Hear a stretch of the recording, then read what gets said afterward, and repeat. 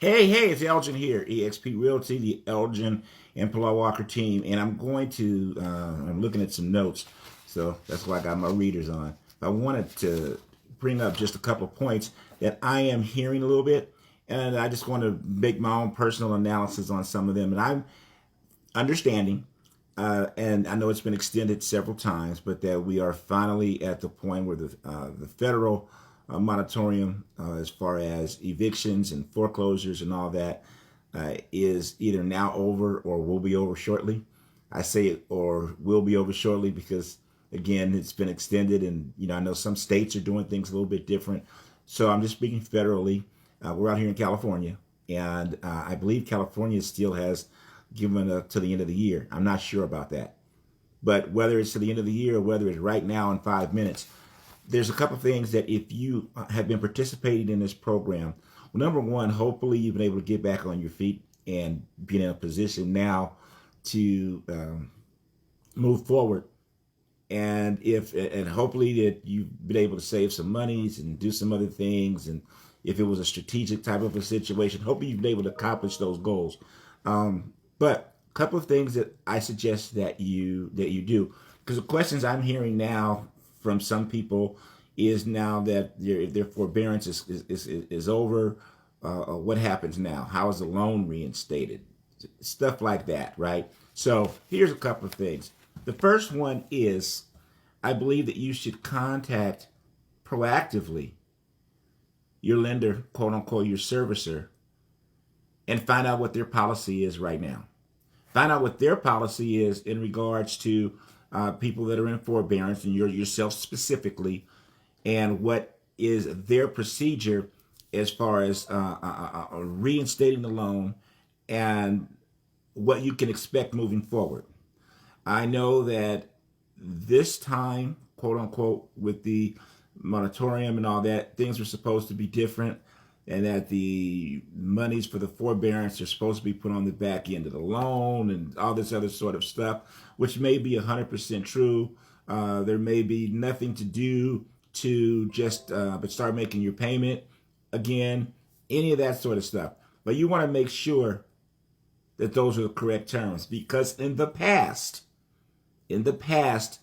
we had lots of people going into forbearance, especially during the time period where there were short sales, and because the properties could not sell for what was owed against them, plus any possible profit from the owner, from the seller.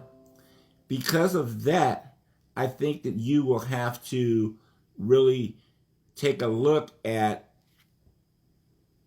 does this automatically reinstate, or when they put this on the back end of the loan, does it change your payment? Or more importantly, what we've experienced in the past and what normally happens in a forbearance is that for whatever you're behind, that tends to be added to a new payment for a certain length of time. And then once that is paid off, then it goes back to the payment that you initially contracted with on the loan. Now, that's how it's worked the majority of the time in the past. Being told that it's not going to be that way this time.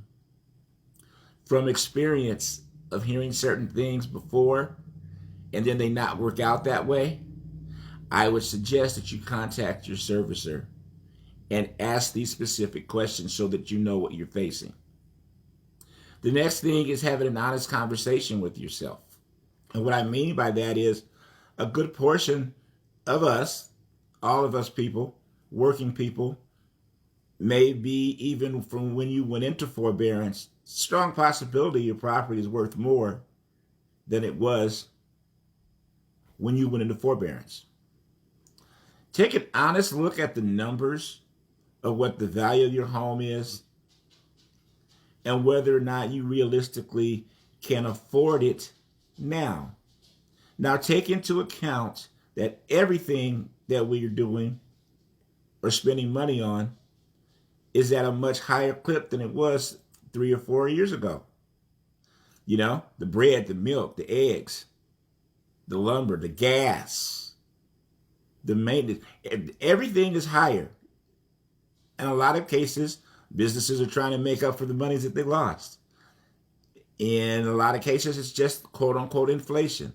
Remember, our interest rates are higher on everything, from credit cards to cars, obviously to mortgages with real estate. Have an honest assessment on whether or not you can afford it. And then look at the numbers. If you were to sell, how much money could you or your family have to make a fresh start? I would also suggest to you that if you're looking to do some sort of a loan or some sort of a refinance, one, it's very difficult to do that if you've been in forbearance.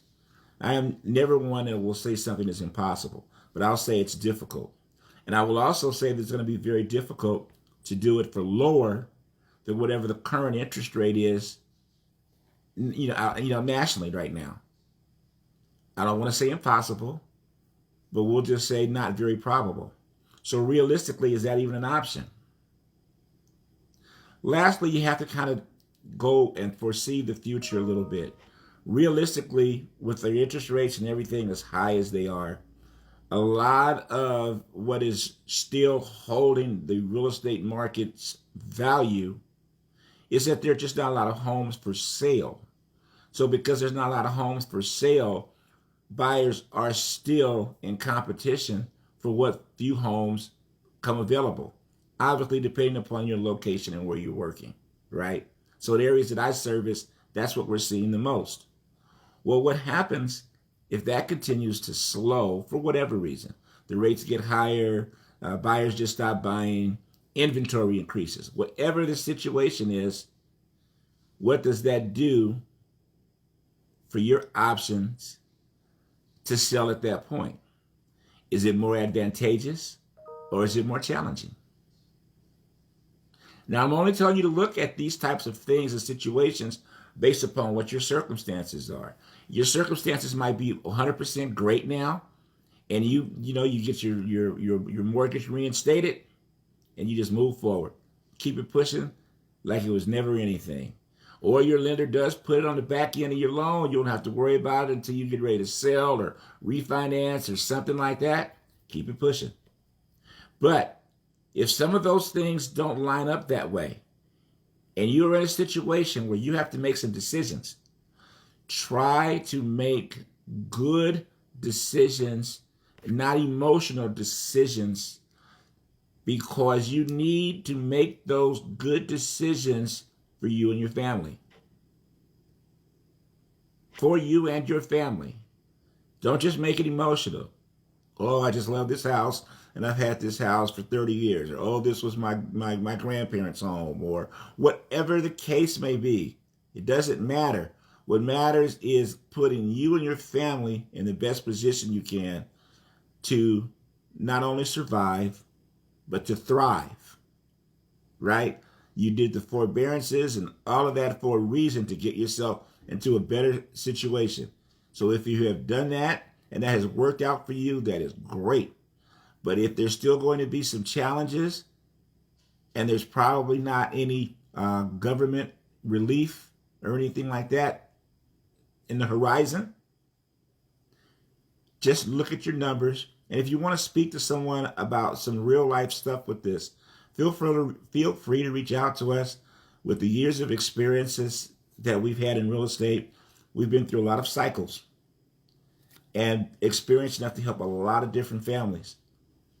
Some of them tougher decisions than others. But we would love to sit down with you and see if we can put together a plan that makes sense for you and your family. And if we can be of help and or value, we would love that. And if not, we would be able to at least tell you that too, so you can make other decisions. So remember, no matter what you're going through in life, it's just a temporary condition, because things do change. But it is truly, it's a great life. God bless. Thanks a lot for listening. Hopefully there's been some value added to you.